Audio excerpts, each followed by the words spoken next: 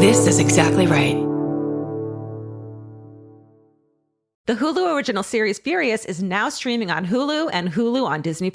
Starring Emmy Rossum as Alice Black, Furious follows a rookie FBI agent on the hunt for Catherine, played by Lola Pettigrew, a mysterious and calculating female serial killer. While Alice upholds justice, Catherine kills for it, terrorizing the rich and powerful men of New York in her pursuit of vengeance. With secrets that change everything, Alice discovers there's a thin line between hunter and prey. Watch the Hulu original series Furious. Now streaming on Hulu and Hulu on Disney Plus for bundle subscribers. Terms apply. Goodbye. By now, you've probably heard of Reef. They've been making iconic sandals forever. But what you might not know is that they also make ridiculously comfortable everyday shoes. The Neptune is a lightweight, everyday slip-on shoe with a crush-back heel, so you can wear it traditionally or step on the heel and wear it like a slide. Lightweight, breathable, and easy to wear, the Neptune is the everyday shoe your feet have been waiting for. I feel like so often you have to sacrifice cuteness for comfort, which is so annoying because I want both all the time. Everything has to be cute, but also I'm old and I want comfortable shoes. So I feel like the Neptunes are the perfect answer to that. Yeah, I love how cushy they are. They're like, they go with everything. They're really cute, but your feet are like on little clouds. Check out the Neptune on reef.com and redeem 15% off your first purchase. Goodbye. If you're thinking about your bra all day, you're probably wearing the wrong bra. Your bra should clock in, do its job, and clock out. That's where Honey Love comes in. Honey Love is an independent, female-founded brand with products designed by women who actually wear them. Honey Love recently launched their new crossover contour bra, which features their best-selling wireless crossover bra design, plus built-in molded light foam pads for extra support and a beautifully contoured shape. And Honey Love is now offering a crossover triple bra bundle. You can get huge savings by buying 3 at once. But Honey Love doesn't just make bras and shapewear. They built a full line of tanks, bodysuits, and underwear with supportive structure, smoothing fabrics, and premium finishes. Treat yourself to the most advanced bras and shapewear on the market. Use our exclusive link to save 20% off Honey Love at honeylove.com/MFM. That's honeylove.com/MFM. After you check out, they'll ask where you heard about them. Please support our show and tell them we sent you. Experience the new standard in comfort and support with Honey Love. Goodbye.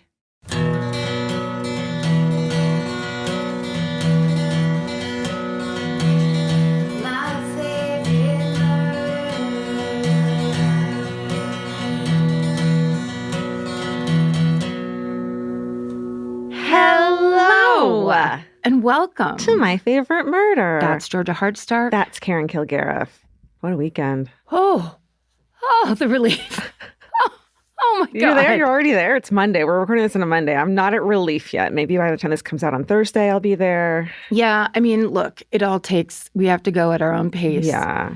But the vibe. Yes, the vibe is great. The vibe is not an old white man anymore. Well, what's going on with you personally? Personally, the thing I was upset that I couldn't remember last week to bring up, it was we lost Shannon Doherty, who it's so sad. So sad. And that was really surprising news to me. Me too. It hit me harder than I thought it would. Yeah. For sure. But I mean, I grew up watching her and being obsessed with her. We all were. Yes. And she's so young. Well, that was hard enough. And in the same day, Richard Simmons died. I know. Which then watching those clips, because Richard Simmons was like in the 80s a late night staple. Yeah. And so hilarious. He like made the week if he was on with Letterman. Totally. So funny. Did I ever tell you my Richard Simmons story? No. I don't want to brag. I want you to brag about Richard Simmons. But this is the best brag of all time. Okay. So I used to work at a talk show, and so you'd walk around backstage and try to do your job. The guests would be there, in and out of their dressing rooms, whatever. And the rules, you had to act like, yes, of course, hello, you're here. Can I get you anything? And you don't linger. No matter how famous they are, just like act normal. You just want to bug them. You don't want to make it even harder for them to do. It's, Yeah. So I came around this corner and I knew he was there and I was excited he was there, but I was pretty sure I wouldn't get to see him. Yeah. And I came around a corner and started walking down the hall, and he came around the other corner on the other end of the hall, started walking toward me. Yeah. And this was at the height of my, I worked 16-hour days. Yeah. Incredibly miserable. Sallow skin. Yeah. By 4:00, no more makeup on. Eating M&Ms by the handful, trying to get through every day. Yeah. come around. He comes around the corner and does his thing where he goes up on his tiptoes and puts his hands on his cheeks like this and goes, "It's Snow White." Oh my God. And it was everything I could do not to break into full sobs. What an angel. What a thing to say to someone who needs it so bad. And you do look like Snow White. You got the black hair and the pale skin. Oh my God, that's like, who would have thought of that? I mean, I've known you 8.5 years and I've never thought of that. And he walks around the corner and fucking sees it. He sees it. Yes. It was very generous. Yeah. It was very generous, but it was also like, that was the vibe. Yeah. He was going to tell you exactly how great he thought you were. I was background people. Yeah. There was no need for it. Sure. Sad that 2 icons got lost in a day, and then there was an assassination attempt, and it all got erased. Crazy. So crazy. Yeah. I have a book.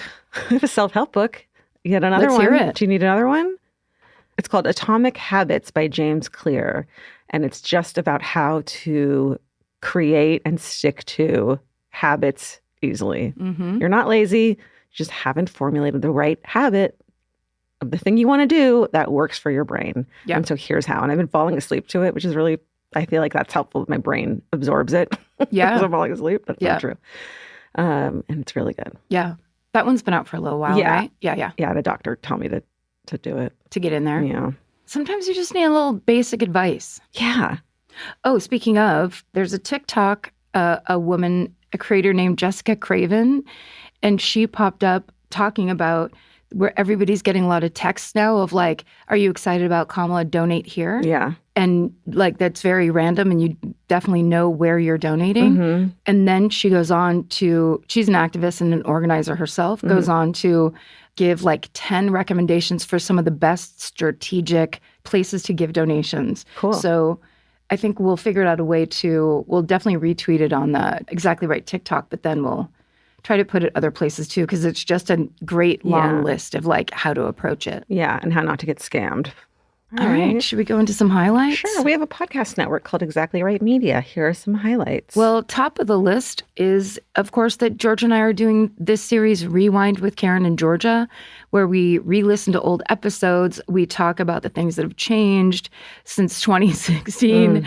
And we provide case updates for the murders that we went over then. Episode 3 originally aired on January 31st, 2016. And so the episode where we cover episode 3 is now available wherever you get your podcasts. I think some people didn't know that we're talking in it. It's not just we're not just reposting the episodes. I don't know how much more specifically to explain to people exactly what goes on in things. You got to listen. We've said it every single time. And on Wicked Words, Kate Winkler-Dawson talks to journalist, podcaster, and friend of Exactly Right, Mandy Matney, who you remember daringly reported on the Murdaugh murders. Over at This Podcast Will Kill You, they're back this week with another important episode on celiac disease. So go listen to Aaron and Aaron. They are science explainers who do all of the research so you don't have to. And then Danielle and Millie, hosts of I Saw What You Did, our hilarious film podcast, go deep this week into maybe 2 of the greats ever. Hedwig and the Angry Inch from 2001 and Beyond the Valley of the Dolls from 1970. Plus, you asked for new merch, so we delivered just for you. My Favorite Murder of Crows t-shirts are now available in the MFM store. So go to exactlyrightstore.com and get one now. There's charcoal gray unisex style available in an expanded size range. And then there's a women's slouchy tee in white that you can get. Crow merch. We finally did it. Yeah. And some exciting news for listeners who like to shop. The promo codes for all of our advertisers, for all the ads that we do, and we quickly say the promo when you're driving and you can't write it down, they're now available on our website so you never miss them. The website is myfavoritemurder.com/promos. Get your percentage off. You deserve it. This episode is supported by FX's The Shards, a seductive drama from executive producer Ryan Murphy. Set in 1980s Los Angeles, the series follows a group of glamorous, deeply entangled high school seniors drawn into a life of wealth, beauty, parties, and excess. At its center is Brett, whose reality begins to unravel when the arrival of a new student coincides with a series of mysterious murders. FX's The Shards, now streaming on Hulu. Goodbye. This podcast is brought to you by Squarespace. Every successful small business starts with someone saying, I wonder if people would actually buy this. Squarespace gives you everything you need to find out. From consultations to events and experiences, you can showcase your skills with a customizable website designed to attract clients and grow your business. With Squarespace's collection of cutting-edge design tools, anyone can build a beautiful, professional online presence that perfectly fits their brand or business. Get paid on time with professional invoices and online payments. Plus, streamline your workflow with built-in appointment scheduling and email marketing tools. Head to squarespace.com/murder for a free trial. And when you're ready to launch, use offer code MURDER to save 10% off your first purchase of a website or domain. Goodbye. Buying clothes is easy. That's why everyone's always doing it. But finding clothes you actually want to wear is the hard part. Get all your favorite elevated essentials at Quince. Quince specializes in effortless, high-quality essentials like ultra-soft organic cotton and premium Mongolian cashmere sweaters. They're beautifully tailored and built to last. And it's not just apparel. Quince also brings that same everyday elevation to everything they offer, from hotel-quality bedding and bath to kitchen staples, essentials, and thoughtfully designed furniture. They work directly with ethical factories, so you're paying for quality, not brand markup. It's so true that they have wonderful items that aren't just clothes. I have like 3 of their 100% mulberry silk pillowcases. I've bought throws from there. I've bought bedding from there. And it is just as great quality as their clothes and super affordable. Upgrade your everyday. Download the Quince app for app-exclusive offers or go to quince.com/MFM. Get free shipping on your order and 365-day returns. Now available in Canada and the UK too. QUINCE.com/MFM. Goodbye. I'm first, right? Yeah. Okay, so it's 2 a.m. on Thursday, May 31st, 1990. We're in Queens, New York in the early 90s. Okay. Look at it. This is the year New York City's homicide rate peaked with 2,605 killings. 1990? And for context, in 2023, New York had 386 homicides. Compared to 2,000? To 2,600. Oh my Yes. God. And it hasn't had more than 500 since 2011. So that is a big old number. That's important to know. Right. The early 70s through the early 90s are what people called the bad old days. And while there's currently a lot of fear-mongering about crime in New York going back to those levels, it's nowhere close right now. Yeah. So in the wee hours of Queens in 1990, when an elderly man is shot in the back, a special police unit devoted to violent robberies against the elderly is dispatched to the scene. The 79-year-old man named Joseph Prochi is alive when the first responders arrive, and he's rushed to the hospital. Joe is a World War II veteran and a retired ice truck driver, and the assumption is that this was an attempted mugging. That is, until Detective Michael Ciravolo from the Senior Citizens Robbery Unit, like they had to have a whole unit on senior citizen robbery. He examines the crime scene a little more closely. There are no fingerprints, but police do recover a lead bullet, and the sides of the bullet are smooth without the grooves that a barrel of a traditional gun would make. And this tells police that the weapon was a homemade zip gun, they're called, which is something that wouldn't be particularly accurate and would have to be fired at a very close range. A zip gun can be made from materials as simple as a length of pipe, a nail, and a rubber band. It's like an elaborate slingshot, but you got to be close up. Wow. Yeah. On Joe's front steps, there's a piece of paper held down by 3 rocks. And at the top of the paper, the first paper, there is a circle with 3 wedges drawn in the lower left corner, almost like a pie chart with 3 little areas. In each area, in each little slice, there's a symbol. They're crudely drawn astrological signs: Scorpio, Gemini, and Taurus. I stand for them. Right? Gemini. That's me. Taurus. That's me. Oh my God, who's a Scorpio? Get ready. At the bottom of the piece of paper is a familiar image, a circle with crosshairs drawn through it. Oh, I know what that's from. Yep. In between the 2 pictures, the 2 drawings, is the sentence, "This is the Zodiac. The 12th sign will die when the belts in the heaven are seen." Belts? I don't know. It doesn't make any sense. This is the story of the New York Zodiac. What? Yeah. I've never heard of this. I know. So the main sources are an episode of the Netflix show Catching Killers and reporting from the New York Times. The rest of the sources can be found in the show notes. So Detective Ciravello sends a copy of the note to California to be compared with the notes from the known Zodiac Killer. The Zodiac Killer hadn't been active, as far as anyone knows, in about 20 years. So this is a surprise to everyone. And from the hospital where he's fighting for his life, Joe Proci tells the police that the man who had shot him had asked for a glass of water and possibly money. Joe had tried to brush him off and walk into his apartment when the man shot him from behind, but he can't tell them anything about what the guy looked like. The police basically move on. It's the precinct is Queens and Brooklyn border. Obviously, it's overwhelmed with new homicide cases that keep coming in, so they don't linger on this case. Yeah. Then almost 3 weeks after this shooting, another note materializes. This one had been sent to the New York Post, and a similar one is sent to 60 Minutes.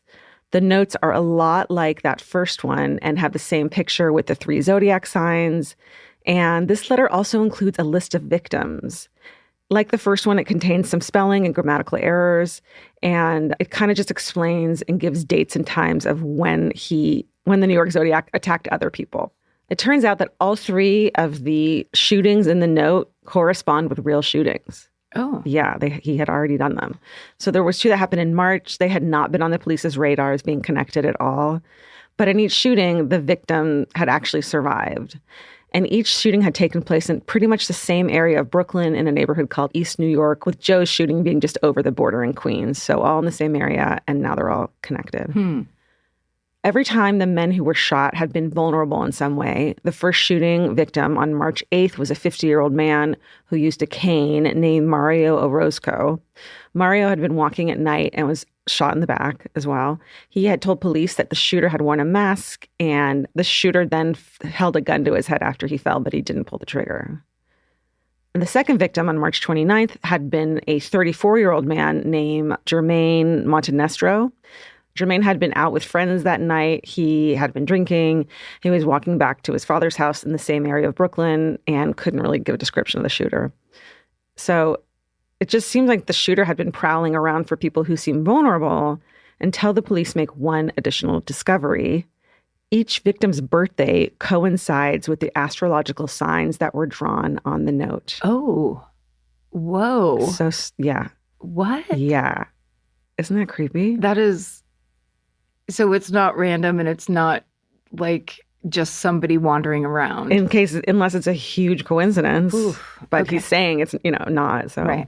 Mario is a Scorpio, Jermaine is a Gemini, and Joe is a Taurus. And it seems to police that this shooter's plan is to try and kill one person from each of the 12 signs of the zodiac. But they have no idea how the shooter would have known his victims. None of them recall a stranger ever asking for their birthday. And all of them were conscious when the shooter fled, so he didn't take out their wallet and look at their birthday. Which would have been a crazy coincidence still. Right. Right after the police make these realizations, authorities from San Francisco get in contact and they analyze the letters, and they are not from the original Zodiac Killer, obviously. That would have been huge. Yeah, we would have known about that for sure. Exactly. Each of the 3 shootings is 21 days apart. The New York PD brings in an astronomer and an astrologer to analyze the patterns between the shootings. They did? The astronomer notes that each of the 3 shootings took place on days and times when 3 specific constellations were visible in the night sky: Orion, Seven Sisters, and Taurus, your favorites.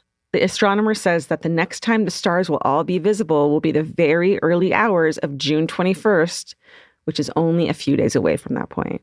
So there's a fucking pattern with astrology. That can basically anticipate what's going to happen next. Yep. That's like straight out of a 90s movie. Yeah, it's very, what was the movie? 7? No, wait. What's the one with what's in the box? That is 7, 7, yeah. Got those vibes. The police have been begging the press, particularly the New York Post, not to run any big stories on the case and the theory of the Zodiac links between the shootings. They don't care. They run a huge story and publish all the notes and all the details. So people start to freak out, obviously. Yeah. The police chief gets on TV and tells New Yorkers to just be cautious if anyone approaches them and asks them for their birthday. And then also on that specific night, when it's predicted he'll strike again. Yeah. So on that evening, on June 20th, into the morning of June 21st, police flood into East New York, hoping to catch the shooter. And the story here could be its own story. It's a lot about the discriminatory stop and frisk policing that becomes a huge part of New York City for the next 30 years or so. Yeah. That happens a lot that night. And they kind of just stop anyone who looks suspicious, which of course ends up being a lot of people of color. Yeah. You know. Right. So the sun rises on East New York, and a lot of men have been stopped and frisked, but the shooter hasn't been found, and no one has been shot in a way that matches the New York Zodiac's MO. It's like people have been fucking shot. They've been shot, that's for sure. Absolutely. That is until later that morning when Detective C. Ravello gets a call from a detective in Manhattan who tells him that somebody in Central Park had been shot. The most recent victim is an unhoused man who had been sleeping on a bench in Central Park named Larry Parham. He had been shot in the torso, and there is another note at the crime scene, much like the others, but this one has extra lines insisting that he is, in fact, the San Francisco Zodiac. He's like, no, I swear I am. Oh, he's communicating now directly with like the media. Yeah. Wow. And the cops. Going like, you're wrong. Yeah. You have the theory wrong. Right. So then there's another slice of that, pie chart. And in it is a cancer symbol. And it turns out Larry, the unhoused man who had been shot on the 21st, just like they predicted, just in a different area because he probably knew they were going to be there, was a cancer. How? I don't know. He survives the shooting, can't tell the police anything. He had been asleep. He does, however, remember a stranger asking him his birthday in the days or weeks leading up to being shot. Ooh. Yeah. Which, I don't know, would you notice that? Yes. If someone asked you your birthday? For sure. Hey, when's your birthday? Like a random person on the street. Because truly, if you move to a city, Yeah. this is a thing, it just being from a farm town, just anyone says anything to you, who needs to know? Oh. Is the first thing back. What do you need my birth date for? Absolutely. But is there also the thing of like, you're in a big city, there's all kinds of, personalities going on, and you're interacting with the city, and some guy on the street's like, hey, when's your birthday? I can tell you about, you know what I mean? But then you'd remember that. Yes. Almost like they've gotten smart enough so that they're doing it in a way that's hidden in something that's normalized. Yes. But what would be normalized if people guessing your birthday or asking your birthday besides like a nurse or something? Like pick a card, any card. Okay, what's your birthday? Okay, put it back in the deck, and then they run away. But you'd remember that, probably. You would. I don't know. Well, this guy did. Yeah. But it's still not a lot to go on, even though he does remember this person. He doesn't remember any details about him. Right after Larry is shot, Joe Proci, the elderly man who had been shot in the back in the beginning of our story, dies in the hospital, succumbing to his internal injuries. So in one of the recent shootings, the letter that appeared has some additional drawings in it. Occult stuff, some sketches, 666 is written on them. It's kind of hard to see what the shooter is getting at with all these additional occult references. But one of the letters does bring a break, a partial fingerprint, and there had been no prints on any of the previous letters or scenes. So New Yorkers, obviously, are freaked out. It's only 13 years after David Berkowitz was arrested for the Son of Sam murders. So it kind of has that MO as well, which freaks everyone out. Yeah, just the wandering shooter, the wandering night shooter. With maybe who's maybe got some premonition about birthdays too. Yeah. Which makes it seem supernatural and even more scary. Right. That there's some kind of theory behind it that we couldn't understand. Right. But, Yeah, a smart criminal. That's scary. An astrological criminal. Yeah. Such a Virgo. So at the end of the next 21-day cycle in July, people hold their breath. Police again ramp up their presence across the city, and because now they know that they could strike anywhere. But no shooting comes. It doesn't come the next month either. And the shooter just disappears. Police officers know he hasn't been arrested for another crime because they have a print on file now. They would have found him. So both of the main detectives on the case, Mike Ciravallo and Larry Milanese, retire feeling like they let the shooter get away. They wonder, did he die? Where did he go? And then in August of 1994, so we're being fast forwarded 4 years or so, the New York Post gets another letter and sends it to the police. So the detectives originally on the case have retired. The new lead detective in the East New York precinct is named Joe Herbert. The new letter takes credit for 5 additional attacks that had already happened starting in August of 1992, so 2 years after the original spree. None of the people in the letter I mentioned by name, but just by physical details and time and place they were killed and a brief description of the crime.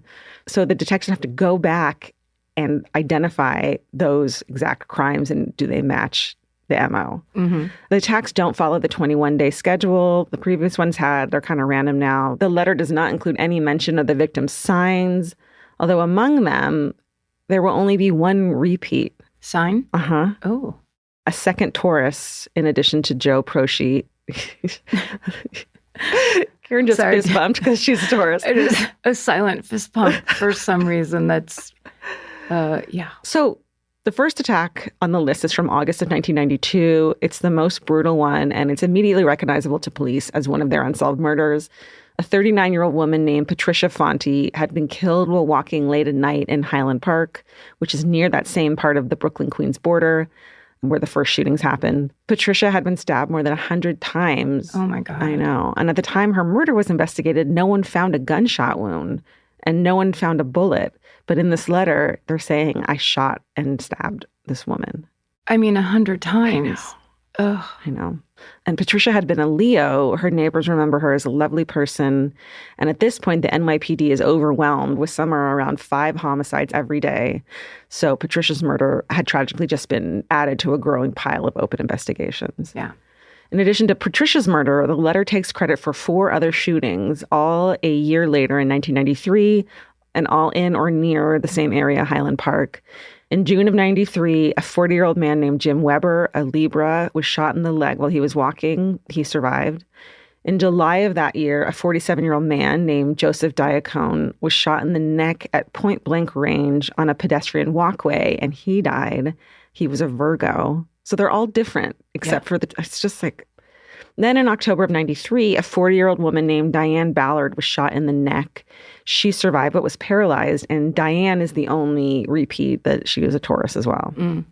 So the letter references a 5th victim also shot in Highland Park in June of 94. All of the other victims had been easily matched to the police reports. But this one doesn't match anything the police have on file. They search Highland Park extensively with like dogs and helicopters, and they never find any trace of this last unknown victim, which is so eerie. So at the time, there's no computer database to match fingerprints, so investigators go through manually comparing prints to the print from the letter recovered in Central Park. Can you imagine? It's just wild to think about that anyone got anything done at all. Totally. Horrifying. Totally. They don't find anything. The case is tabled yet again, and Detective Joe Herbert, who was now the lead on the case, he moves on in his career and he becomes a hostage negotiator. Oh, wow. And because of this one decision, this isn't a cold case. Wow. And it's wild. Okay. So a year later, after that letter, in the summer of 95, it's time for Joe Herbert to do his very first hostage negotiation. He had been trained. This was his first on-the-job actual thing. Oof, what a day. I know, scary, right? That's big, yeah. Yeah. And it's the summer and it's like in New York and everyone's, Everyone's in a bad mood. Yeah. It's humid. Yeah. A 28-year-old man named Heriberto Seda has shot his 17-year-old sister Gladys and is holding her boyfriend hostage in an apartment in East New York. Hundreds of police officers swarm the area, and after basically several hours of back and forth, exchanging some gunfire, Joe urging Seda to come out of the apartment and let his sister get medical attention, Heriberto finally surrenders and comes out. So Joe, of course, is thrilled. His first hostage negotiation was a success. No one has gotten additionally hurt.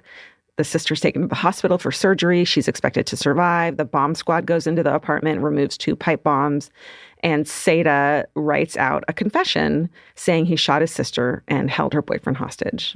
End of story, right? Except when Joe takes a look at the confession, his blood pressure drops. At the bottom, there's a little cross. There's no circle around it, but it does look like crosshairs. Then he reads the confession again, and it's written in handwriting that he's looked at 1,000 times before. No way. Yep. He shows it to one of his colleagues who had also worked on the New York Zodiac shootings since the beginning, and that colleague says, quote, "It looked like my wife's shopping list. That's how familiar that lettering was," end quote. Wow. They just looked at the paper and knew it was his handwriting. Yeah. That's good detective work. Well, also, it's a predator who is trying to, brand himself with that writing. So why would you ever, why wouldn't you, as that then uncaught serial killer, just use some cursive? Well, because he wouldn't think that this random people would connect him. Why would they? It's like such a different, it's a shooting, but it's like a different crime altogether. Why not type? I'm just saying. Yes. Like, he could have made an effort. Absolutely. He deserves everything he's getting. Yes. Maybe he wanted to get caught. Who Yeah, knew? maybe he did. You know? Seta's fingerprint is quickly determined to be a match to the fingerprint from the Central Park letter, but under questioning, he denies being the Zodiac Killer, and it's only when detectives show him pictures from Patricia Fonte's murder, the woman who had been stabbed, that he finally confesses to her murder, and then he confesses to all the other shootings in order, and authorities find at least 13 homemade guns in his apartment. Oh my God. Also, the 2 pipe bombs that were just thrown in there, like, did they know that was in there? I wonder if he like threatened people about it or something. But good God. Yeah. Okay. Over the course of the investigation, several other frustrating details emerged. For one thing, Seta had sent his very first taunting letter to the police way back in 1989, before he had shot anybody, and the police had dismissed it as a hoax. Which, I mean, being so bogged down, I bet they get shit like that all the time. You got to look into it, but what would they have found? Nothing. I mean, there's a lot of that kind of stuff where it's just like, and then they threw it into the pile. And it's just like, I wish they hadn't. Yeah. I wish it mattered. Yeah. Secondly, he was known to police officers in his neighborhood not as a criminal, but as a sort of vigilante. He tipped them off about local drug dealers, and he was known to recite Bible verses to them sometimes. But that's the thing where these killers sometimes want to involve themselves in the police department's actions or, you know, want to be part of it. He had been expelled from school and had tried to join the Green Berets, but failed the entrance exam and moved back home with his mom in New York as an angry loner. He says he saw a documentary on PBS about the Zodiac Killer, and he said, quote, "Holy smokes, this guy terrorized a whole city and never got caught. I got nothing to live for. I don't got no job. I already got those skills. I could be famous. I could do that," end quote. Oh. And the weird thing about him asking for people's birthdays that I didn't want to say is that he's conventionally attractive. He's a young man. He looks clean cut. If he had come up to someone on the street, they wouldn't have equated him with a murderer, you know? Yeah, especially if he was being charming. Yeah. Yeah, good-looking people get away with a lot. They fucking do. It's very true. Yeah. I mean, I told you that story, but the time I was like, how much we talk about like lock your fucking door and everything on this podcast. I was walking the dogs one day and this guy walked up and he was like, I think he said one thing about the dogs that was complimentary. Right. And then I was like, I live up there.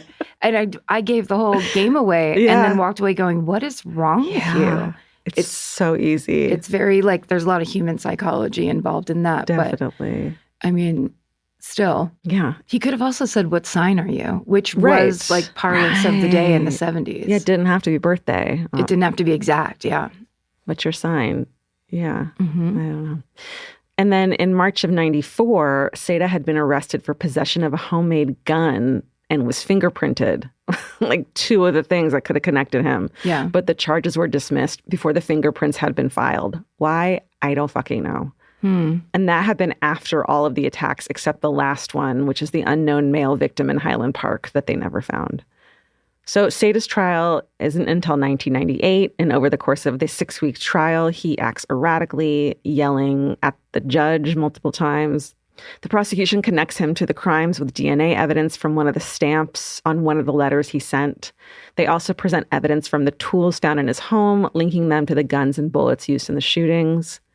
Seta is convicted of 3 murders and 6 attempted murders and is currently serving multiple life sentences in the Clinton Correctional Facility in Dannemora in upstate New York. He has since said that he really doesn't know anything about astrology. Just a construct for the the character of this killer. Yeah, exactly. No one has ever figured out if he asked all of the victims their birthdays at some point or if almost all of them having different signs was just a coincidence. I doubt it, right? Especially when he's calling himself the Zodiac Killer. Right. That doesn't make any sense. Anyways, that's the story of the New York Zodiac, who tragically killed 3 people, possibly 1 more, and wounded 6 others. Wow. New York Zodiac. Well, I got to say, first of all, that was really good. And I do love when there's a serial killer that's just like brand new. Yeah. Especially one that's like a copycat like that. But it is actually kind of great that I've never heard of him because that's what he did it for. Exactly. That's what he wanted. That's why we know. Yeah, we know now. Don't shine the light on these fuckers. Right. All right. Great job. Thank you. The right piece of furniture can completely change your room. And your life. It's amazing what one good couch can do for morale. And that's why there's Article. Article makes it effortless to create a stylish, long-lasting home at an unbeatable price. They take great care in curating their collection, focusing on pieces that stand the test of time. There's no filler. Every item is chosen for its craftsmanship, design, and lasting value. And with Article's 30-day satisfaction guarantee, you can shop with confidence, knowing that if you're not completely in love with your new furniture, you can easily return it. I recently needed to replace my old outdoor dining room table and chairs, so of course I went straight to Article. They have the Sarik outdoor dining set. I got it in khaki green. It's such a cute, like minty green. It looks so good in my backyard. I can't wait to have alfresco dinners all summer. You know, we can carve pumpkins on it in fall. It's so beautiful. Article knocked it out of the park once again. Article's offering our listeners $50 off your first purchase of $100 or more. To claim, visit article.com/murder, and the discount will be automatically applied at checkout. That's article.com/murder for $50 off your first purchase of $100 or more. Goodbye. Summer's for adventures, road trips, and adding a whole lot of miles to your car. That's why it's worth stopping at Valvoline Instant Oil Change first. If you need an oil change, make the smart stop at Valvoline Instant Oil Change before you hit the highway. Their trained techs can help you get road trip ready with an oil change and an 18-point maintenance check included with every oil change, checking your tire pressure, wipers, lights, and more. That means they're checking important things before you're halfway to your aunt's house with no cell service. And these aren't just any techs. Valvoline Instant Oil Change techs complete over 270 hours of training, so your car's in capable hands. The best part, you can stay in your car and you're in and out in about 15 minutes. So before your next long summer ride, pull into Valvoline Instant Oil Change. Valvoline Instant Oil Change. Change wisely. Goodbye. Goodbye. This episode is supported by FX's The Shards, a seductive drama from executive producer Ryan Murphy. Set in 1980s Los Angeles, the series follows a group of glamorous, deeply entangled high school seniors drawn into a life of wealth, beauty, parties, and excess. At its center is Brett, whose reality begins to unravel when the arrival of a new student coincides with a series of mysterious murders. FX's The Shards, now streaming on Hulu. Goodbye. You're going to like this because my story today is similar to D.B. Cooper's, Ooh. which you covered in episode 272. So if you haven't listened or if you haven't heard Georgia tell the story of D.B. Cooper, please go back and do that. You don't have to. It's a recommendation, like wine with dinner.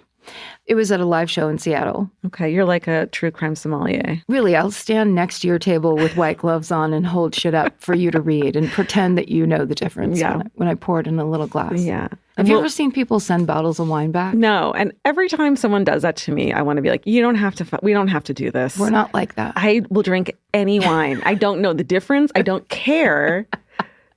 Maybe one time when it was like clear from my own personal experience that the bottle had been sitting out for days and days and had corks and stuff in it. And I was like, can you just get a different? Can I get a new one? Yeah. And they're like, absolutely. Yeah. We just thought we'd be able to pass this off on somebody. Right. The one time. And I don't send shit back. I'm not that girl. I just would love to be there when it's like someone takes a gulp. It's like, oh no. This is not what it's supposed to taste like. Sometimes when I order wine at a bar, I'll say, what have you opened recently? Nice. Let's make this simple. I don't fucking care. Okay. I'll be like, this tastes like it's a little bit off. Can you pour some 7-Up in there or something? I'll be fine. Can you put some ice in this red wine? This is terrible. This is not good red wine. Can you put a little Jack Daniels in there? Okay, so the story begins in Provo, Utah on April 9th, 1972. Okay. And this wording made me laugh so hard. That afternoon, a teenage boy, only known by the FBI alias Peter Fanning, is playing outside. Which I think was just like, you could just see Marin putting that sentence together and being like, playing outside. Yeah. A teenage boy is standing around with his arms crossed, harumphing outside. Yeah. And he sees something over in the culvert. And then Marin wrote, note to Karen, I had to look up what a culvert was. Yeah, I could guess, but I don't think I'd be right. Give me a guess. Well, like a one-way street that is like, what's it called when it's like a... Cul-de-sac? Yeah, I'm thinking cul-de-sac. No, a culvert is the thing that goes usually under a road, and it's a big silver tube that the water goes through. So it's basically making the water go over here and like under a road, kind of directing it. So it's like a creek bed. It's like a ditch with directed water. Okay. You know? And then the big steel tube part comes into play because that's where Peter was looking when he found this thing lying in the culvert. He pulls it out and he believes that he's just found a parachute. So he picks it up, takes it home. When he gets there, his dad is working on a car outside. So he brings it up to his dad and the dad inspects it. And yes, in fact, it is a parachute. So the Fannings get this weird feeling about this discovery. So they call the sheriff. And soon after they turn the parachute over, detectives announce Peter has just found a piece of evidence tied to a dangerous fugitive. The man had recently hijacked a commercial plane, demanded a ransom, and then parachuted out of the plane with that money. And if that all sounds familiar, it's the exact same MO that D.B. Cooper had in George's story in episode 272. And if you don't know the D.B. Cooper story, I'll just tell you super quick. It happened the year prior, in 1971. The flight was out of Portland, Oregon. And once that flight was in the air, he hijacked the plane. He demanded a ransom of $200,000 and 4 parachutes. And then once he got the money, he jumped out of the plane, money in hand, he parachuted his way into obscurity. And to this day, that hijacker has never been found. And the D.B. Cooper case remains unsolved. So that's where this story is different. This is the case of Richard Floyd McCoy Jr. and the hijacking of United Airlines Flight 855. Wow. How mad is he that he's not as famous as D.B. Cooper? Well, and also, like, he got caught. Yeah. It's like there's no legend, there's no romance. The sources Marin used today on this story are various documents from the FBI, several articles that ran in the Daily Herald newspaper in the early 70s, and archival editions of the New York Times and the Los Angeles Times, and the rest of the sources are in our show notes. So it's around 5 p.m. on April 7th, 1972, and Flight 855 from Newark, New Jersey, is on a layover in Denver, and it's about to take off again to head for Los Angeles. This plane is a Boeing 727. There are 6 crew members and around 85 passengers on board. And one of these passengers is a white man wearing a pinstripe suit, leather golf gloves, and mirrored sunglasses. Okay. Once on board, the man immediately disappears into the bathroom, which of course stands out to the flight attendants. He also stands out because once all the passengers have boarded the plane, an airport worker rushes onto the plane with an envelope that someone left behind in the boarding area. In 1972, they love for people to leave stuff behind so they can run it back up to you and onto a plane. Right. So the flight attendants make an announcement trying to reunite the letter with whoever left it behind. No one responds. They're all kind of sitting there. Until the guy in the pinstripe suit and the leather gloves in the bathroom opens the bathroom door, grabs the letter, and shuts the door again. So he had left it out there as like a ransom note or something. Well, he had left it out there. On purpose. We're not sure if it's on purpose or not. So now the plane's about to take off. So a flight attendant has to go knock on the bathroom door to tell the man to come take a seat. Yeah, dude. He does not. A passenger named Mickey Luckoff, one of the many people on board that day who witnessed this man and his weird behavior, would later tell the Daily Herald that the man, quote, locked himself in the men's room and a stewardess had to unlock the door and get him out. So when the man comes out of the bathroom, he's clearly wearing a dark wig that, quote, came down in front to eyebrow level and combed back around over his ears, end quote. He also has a fake mustache and matching fake sideburns that go down to, quote, the middle of his face curving towards the mouth about 1 inch. So those big 70s. Chops. Yeah. So this guy isn't just immediately not as smooth as D.B. Cooper, like right off the bat. No, I think it's like, the old-fashioned rule where it's like you get ready and then you take one thing off before you leave. He should have done that in that bathroom. Flushed it. Flushed it down in that blue liquid. So an interesting note is only a handful of passengers correctly observed that this man did a costume change in the bathroom. So when he came out and he had the weird wig and mustache and everything, a lot of people didn't notice because they thought it was a different guy that went into the bathroom. Got it. Because they weren't really paying attention. Sure. So Less than 20 minutes into the flight, at 5:18 p.m., a passenger calls over a flight attendant in a panic. They report to the flight attendant seeing a man with fake hair and mustache and sideburns fumbling around with a hand grenade. Okay. Shit. So the flight attendant immediately tells the pilot what's happening. The pilot basically has to now figure out a safety strategy. But they remember there's an off-duty pilot who's on the flight. I believe they call it deadheading when they get to fly. So they tell him to go walk by and observe the man and see what, get eyes on, see what's actually going on. As the off-duty pilot approaches the mustache man's seat at the very back of the plane, the man pulls out a pistol. He aims it squarely at the off-duty pilot and hands over that envelope that he'd left behind in the boarding area that is clearly labeled hijack instructions. Wait.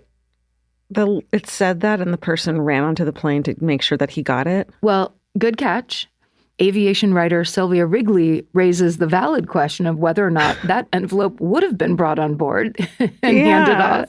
She writes, quote, "It's hard to believe that the envelope was so clearly labeled when the gate agent brought it to him. It must have been the case that there was a smaller envelope in a big one, although none of the reports mention this." No, we're going to go with envelope inside an envelope. We're going with Sylvia's theory because Otherwise, there's no hope. Plans for attack. Why would you run that anywhere? No matter the detail, the mustache man now orders the off-duty pilot to bring this letter to the plane's pilot. So the letter's passed to a flight attendant who then brings it into the cockpit.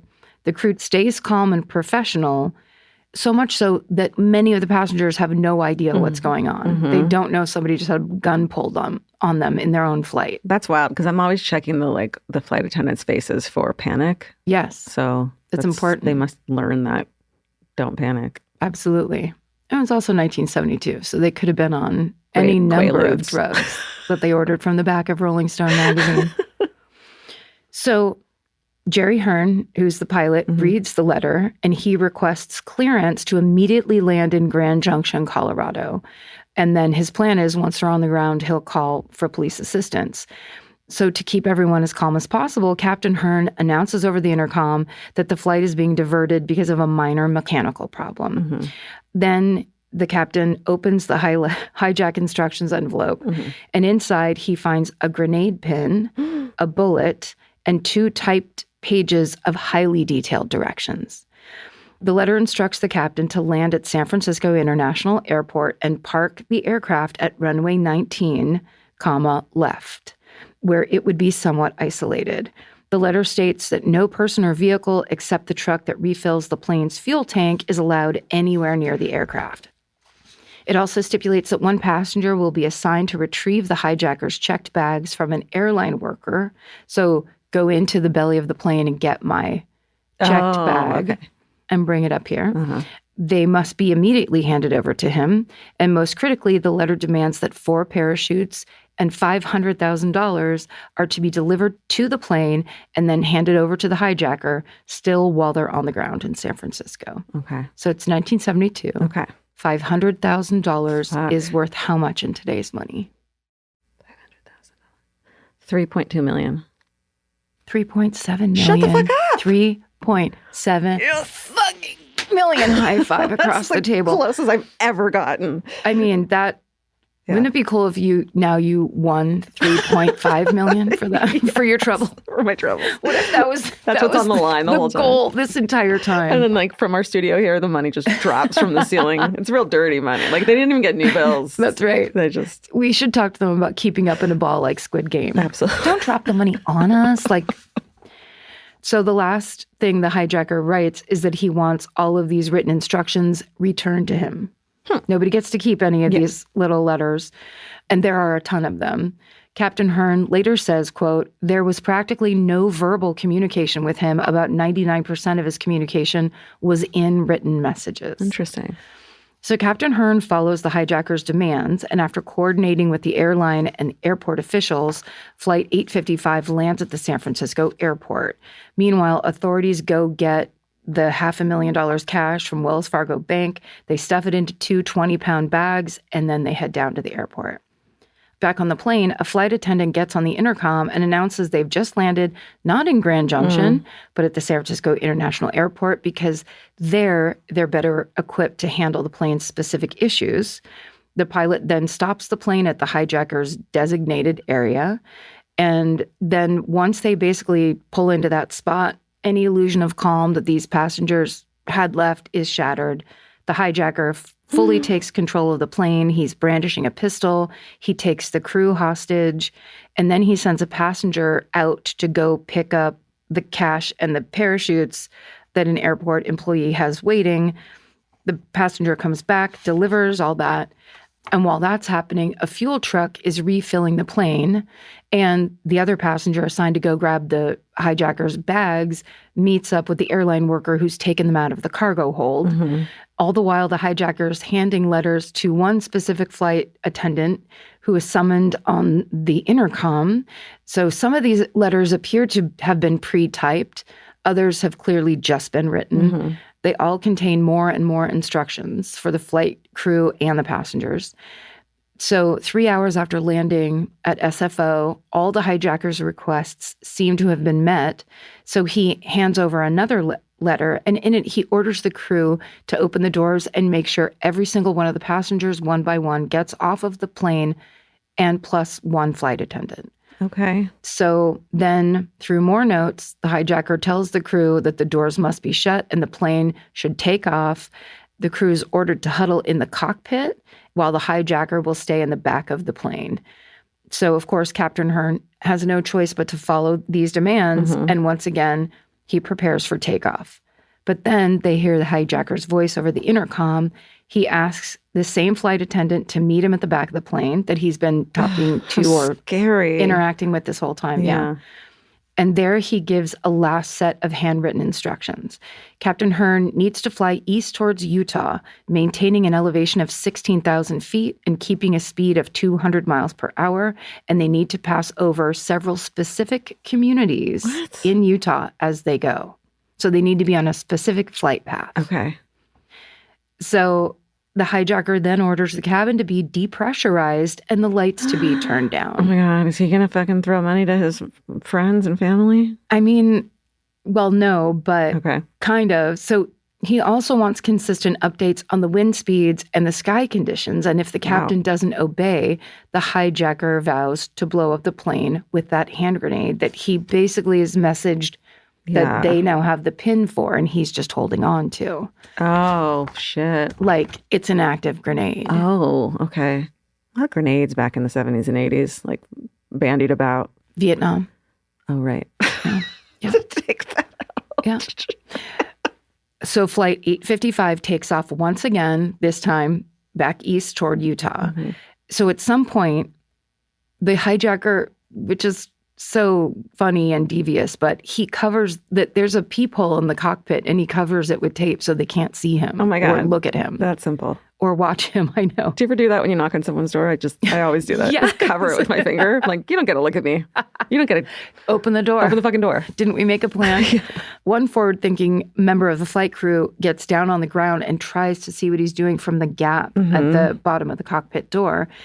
And that crew member can't see the man's face, but they watch him open his suitcase and then change into a jumpsuit, a helmet, and a parachute pack. Shit. Moments later, the hijacker jumps out of the plane. Damn. And he takes his bags of ransom money with him. It's now been 5 hours since this whole ordeal began, so after a few moments with no new contact or correspondence from the back of the plane, the crew opens the cockpit door and is overjoyed to see that the hijacker is no longer on board. Wow. And with that, Captain Hearn lands the plane in Salt Lake City, and later on that flight crew is flown back to LA, which was their destination in the first place. Yeah. According to the Herald-Examiner newspaper, they, quote, walked off the plane at Los Angeles International Airport tired, some dazed, a few carrying cocktails. Yeah, they did. They fucking made themselves a cocktail. Right? Yeah. 1,000 tiny Tanqueray bottles up to those.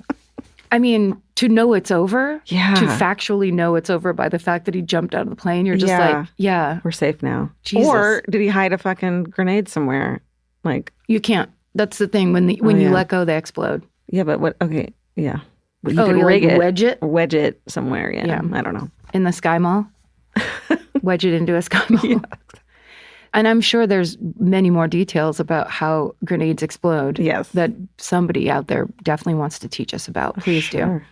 According to a 1972 issue of the New York Times, including the mysterious D.B. Cooper case, this will be the 7th hijacking involving a parachute in the last 5 months of 1972 alone. 5 months? Yes. Oh my God. It was a big deal back then. I mean, it was a way people were figuring out how to like effectively get their word out there and make known the cause that they wanted an international audience to know about. Yeah, we've done quite a few of those. It's wild. But the hijacking of Flight 855, it stands out as the highest paid ransom in an airplane hijacking. So law enforcement kicks off yet another skyjacking investigation. So first they search the plane itself. The only thing they find is one of the hijackers' handwritten letters. But since he was wearing gloves, it's initially suspected there won't be any fingerprints to find. Mm-hmm. Investigators interview the crew of Flight 855, and they piece together that the hijacker jumped out of the plane over Provo, Utah. Now a team made up of FBI agents, Provo police, and cops from the Utah County Sheriff's Department create a search triangle that extends from Provo to Soldier Summit to Nephi, your 3 favorite Utah cities. If you're out in Soldier Summit right now listening to this podcast, what are you even doing? What are you even camping right now? I added the sentence, these are all cities in Utah. I was actually going to text Bridger and be like... I was going to say, Bridger knows. Bridger probably is familiar with all of them and could give reviews. So they create this search triangle. Investigators go search in that triangle for a full day, aided by 2 Air Force helicopters and the Utah Highway Patrol, who set up roadblocks. Not a ton going on in Utah. They can't find anything. Provo Police Chief Jesse Evans tells the Daily Herald, quote, "We found no human footprints and no sign of anything out there." And the second day is when Peter Fanning, the teenager, finds one of the hijackers' 4 parachutes in a Provo culvert. Why did he order 4 parachutes? Is that something that sky jumpers know that I don't know? I think because if they rig, they can't rig them all, or it's something along those lines. If they're left with one, they can just cut all of it. But it's like they can basically say, don't mess with the parachutes. They all look the same. I can tell if you fucked with them. Something along those lines. Okay. But also, they say the theory that got developed around D.B. Cooper and that's applied here is that as they go, they throw the parachutes out the door. Oh. So it could be like, we found the parachute here and that's over Provo, but that's not where he jumped out. Okay, that totally makes sense. Yeah. Or they could be like, oh, they're going to take some of the crew with them. We better leave them alone too, right? Maybe? Could be. Yeah, make somebody innocent use one of those parachutes. Yeah. Yeah. It could also be that once the hijacker landed, he just wanted to throw the parachute in the air and get under it like we used to in grammar school, in Montessori grammar school. So, of course, the FBI is trying to figure out who this hijacker is. His plane ticket says the initial T. Johnson, immediately determined to be a fake name. When they talk to the passengers and crew members on that flight, they describe this man as a white man around 30 years old with a medium build who was clearly wearing a wig, a fake mustache, and fake sideburns. They also mentioned he had a Band-Aid on his left cheek, although it's unclear why, and very short, very dirty fingernails. Look away from mine right now. Captain Hearn and his co-pilot, a man named Ken Bradley, tell investigators that they believe the hijacker must have had flying experience and could be a pilot himself, since he clearly had a handle on the logistics of air travel. He also seemed to know Utah incredibly well from the sky, suggesting he might live there. A United Airlines official is quoted in the Daily Herald as saying, quote, "It would seem that the hijacking was well thought out, well planned, and he obviously had a knowledge of parachutes." Yeah. So less than 2 days after the hijacking, the FBI's office in Salt Lake City gets the call it's been waiting for. A man calls in with a tip saying that one of his best friends fits the hijacker's description to a T. And not only that, but his friend had recently talked about wanting to hijack a plane for a $500,000 ransom. Come on, narc. Like, can you... That's no friend. No. That's a lowercase f friend, in my opinion. That's an F-U friend. The friend that the friend was talking about is a man named Richard Floyd McCoy Jr. It was that easy? Yeah. That his friend fucking narked on him? Well, but also he told on himself. He did. Don't keep it to yourself. Yeah. Yes, you're overjoyed about this plan, but zip it. Would you have told on your friend, though? Like, No. depends on acquaintance. But, well, I guess it would depend on the threat level that you would feel like this person was at. Oh, yeah. So we'll talk about Richard Floyd McCoy Jr. In 1972, he was a 29-year-old student at Brigham Young University in Salt Lake City. He's a married father of 2. He's an active member of the Mormon Church, and he used to teach Sunday school. One of his classmates at BYU tells a reporter, quote, all he ever talked about was sin. Jesus. He was real fun to hang out with. Yep. There's 2 ways you can talk about sin. Yeah. Either you're a total bore or you're the best. So Richard McCoy Jr. completed 2 tours of Vietnam. Wow. He served as a helicopter pilot, and he was currently serving at the time as a member of the National Guard. When FBI agents arrive at the McCoy home to interview Richard, they notice that he fits the basic description of the hijacker, but he also has a limp, which he claims is the result of a recent skiing accident. Oh, dear. Richard denies having anything to do with the hijacking of Flight 855, and he even claims to have an alibi. He was with his wife during the incident. Sure. He allows the agents to take his picture and search his car, but he will not let them inside his home. And before they leave, Richard hands over what the FBI will describe as a limited amount of handwriting samples. So investigators compare these samples with some of the handwritten documents that they got from Richard's time in the military, and they appear to be a match. Then investigators managed to pull a latent print off an airline magazine from the seatback pocket beside the hijacker's assigned seat. Wow. He reached over and got that. Over.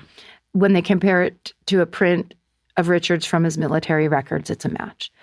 So police then talked to Richard's doctor. They confirm that he was in fact treated for a ski injury several weeks prior. However, his leg had been placed in a cast, which was no longer there. They don't know if Richard removed it himself, either because it would hinder his escape or it would be used to identify him after the hijacking, why he couldn't do the hijacking after he was fully healed. Yeah. So he didn't get it jumping out of a plane. He actually had a... Okay. Yeah, unless the doctor was like lying for him. No. Yeah. Or he lied to the doctor, which doesn't sound like it. Right. Because it said several weeks earlier. Right. So I know, because it was like, yeah, you're going to jump out of a plane and probably hurt yourself once you land. Yeah. But it didn't seem like that was the connection. Or maybe it's like he, threw himself down skiing, had to get treated by a doctor, and then had a cover. Yeah. Yeah. So when investigators show some of the witnesses Richard's photograph, they actually hit a stumbling block because it's hard for anyone to make a positive ID because the hijacker was wearing such a weird disguise. But then Richard's own sister-in-law comes forward and she claims that he had tried to pull her into this hijacking scheme. So I think if everybody in Richard's life is narking on Richard, then I think Richard's the problem. Yeah. Richard left all the detailed instructions on the seat beside him in the fucking waiting area. I mean, so why would you try? Like, he's not someone you want to make a plan with. No. I mean, those were what the pilot needed to have to go forward and make the hijacking happen. That was an accident, him leaving them behind. He fucking left it out by the coffee machine. Hijacking instructions on the outside. So soon after that, investigators get a positive ID from one of the Flight 855 passengers, and it's one that really counts. It's the passenger sent to pick up the ransom money and parachutes from the airport worker and bring them back to Richard on the parked plane. So this is a person who actually directly interacted with him. So with that, police get the green light to dig up the McCoy's yard looking for that money, assuming that he buried it. They don't find it, but they do find a few buried boxes that contain quote-unquote evidence.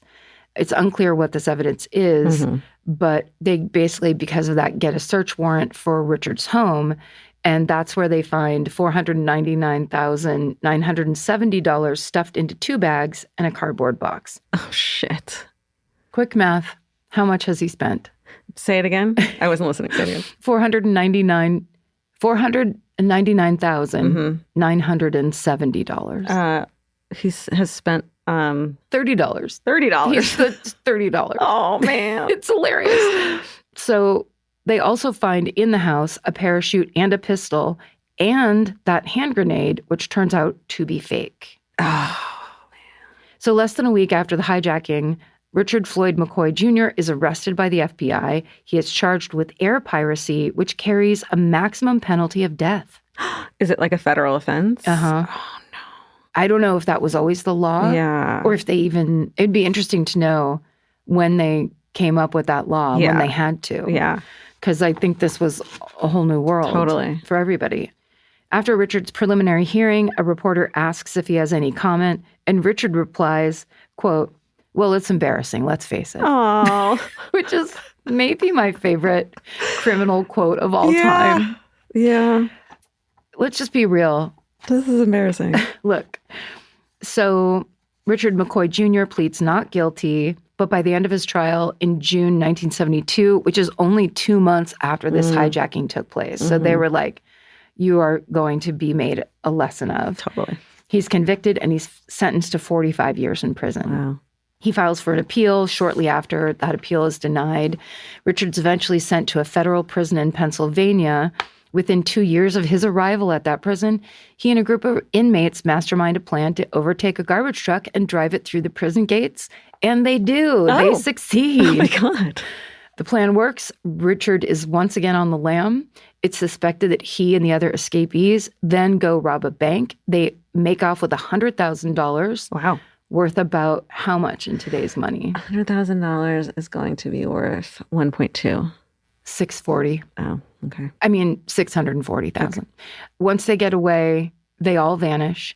The FBI agents now have to open yet another investigation centered around Richard Floyd McCoy Jr., but Richard is tracked down a couple months later at a house in Virginia Beach, Virginia.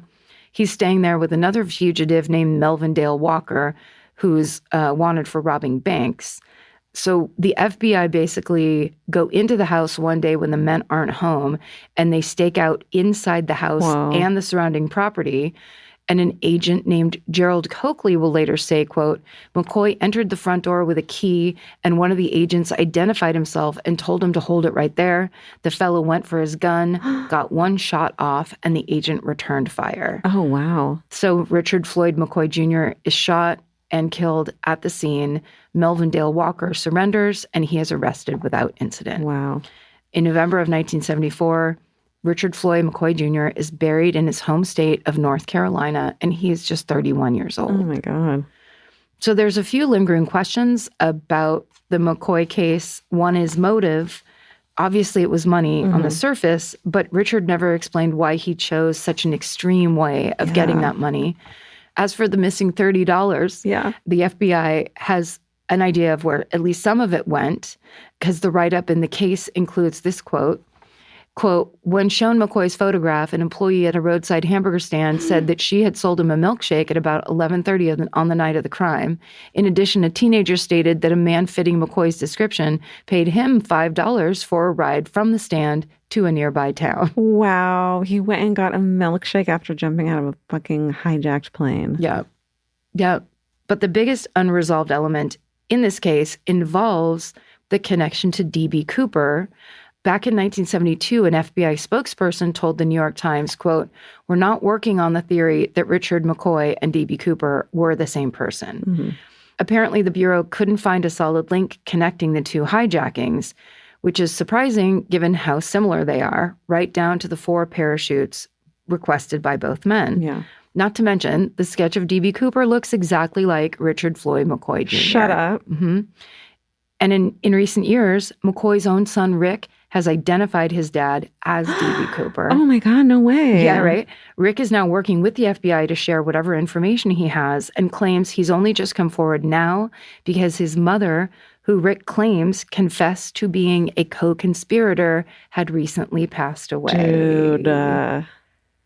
Deathbed confessions. Yeah. We know that the FBI has requested a DNA sample that they hope to compare with evidence found on the airplane that D.B. Cooper hijacked, and Rick is cooperating with the agents, but it's still in process, so no announcements have been made. I feel like D.B. Cooper's was kind of smooth and flawless. And this one wasn't. This Yeah. one was like nervous, Yeah. and flawed. Flawed. Well, Yeah, but who knows? hijack instructions piece Yeah, really looks Yeah. a bit green in JV. totally. But maybe he did it the one time and then he used that money to take drugs. Oh, could be drugs. He used that money to sin as much as he could. Meanwhile, Amen. naysayers point out that Richard can't possibly be D.B. Cooper because he's too young. Not to mention that the witnesses on Flight 855 were shown sketches of D.B. Cooper and denied he was their hijacker. Yeah, but they couldn't recognize him to begin with because of his shit. What the fuck do they know? People who don't support the theory that Richard and D.B. Cooper are the same man believe that Richard simply ripped off D.B. Cooper's act. Yeah. If that's the case, he was a very precise copycat. The sunglasses, the suit, the number of parachutes listed in the demands. Investigators believe D.B. Cooper asked for 4 parachutes so he could toss them out, as I said, to throw off a ground search. So maybe Richard was just repeating an effective strategy because he knew D.B. Cooper never got caught. Yeah. Maybe someday, as the FBI continues to work on this case, we'll have a clear answer. But for now, whether Richard McCoy is, in fact, D.B. Cooper remains a mystery. And that is the story of Richard Floyd McCoy Jr. and the hijacking of Flight 855. Wow. Do you think we'll ever find out who D.B. Cooper was? I like this line of questioning. I do too.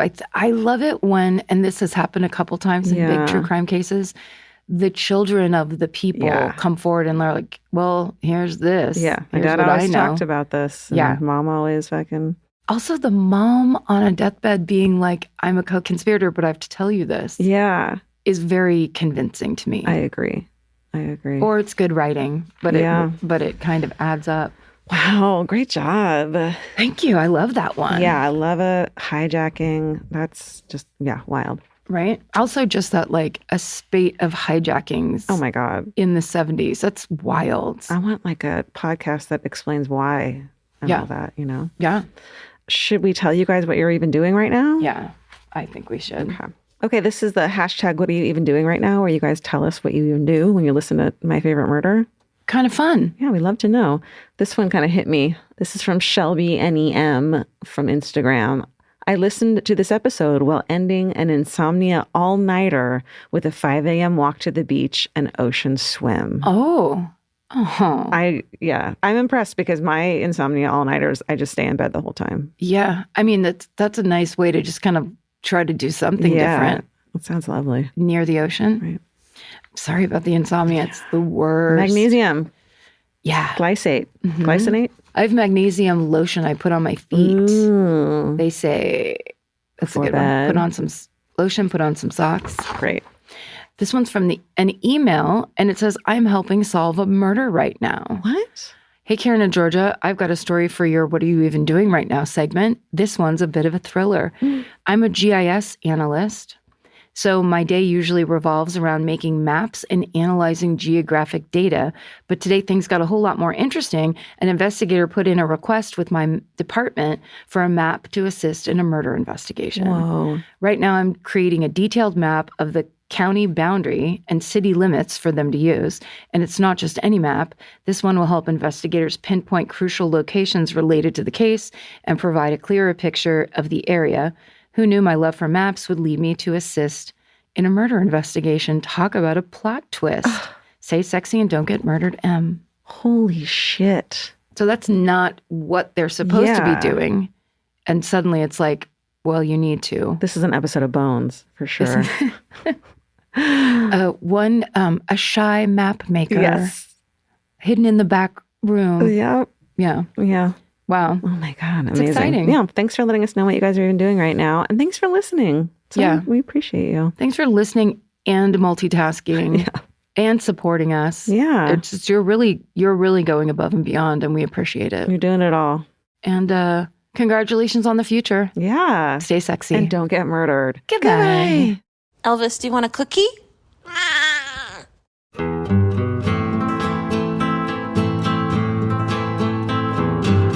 This has been an Exactly Right production. Our senior producer is Alejandra Keck. Our managing producer is Hannah Kyle Creighton. Our editor is Aristotle Acevedo. This episode was mixed by Liana Squillace. Our researchers are Maren McClashin and Allie Elkin. Email your hometowns to myfavoritemurder@gmail.com. Follow the show on Instagram and Facebook at myfavoritemurder and Twitter at myfavemurder. Goodbye.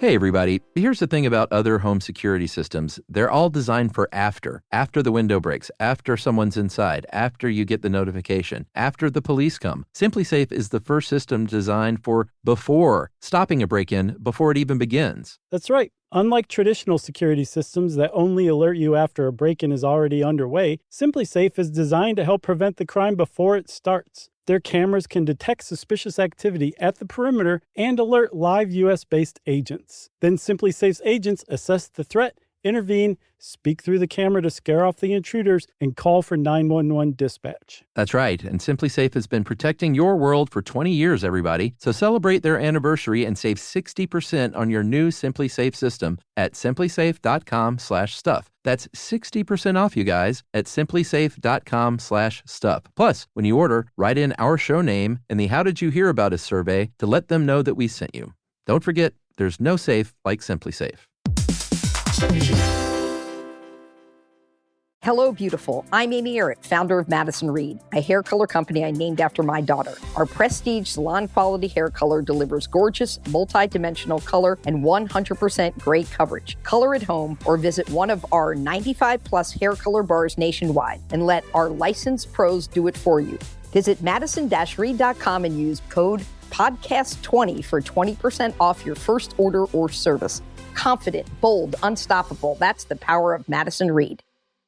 The kids are back in school. Now it's your turn to head back to the beach. During Cheap Caribbean's Back to Beach sale, save $200 site-wide on vacation packages of 4 nights or more with code 200BEACH. Trade school drop-offs for beach walks, lunch boxes for beach bars, and your daily routine for adults-only relaxation. Use code 200BEACH and get more beach for less money. Book your beach vacay today at cheapcaribbean.com. Goodbye. Hey.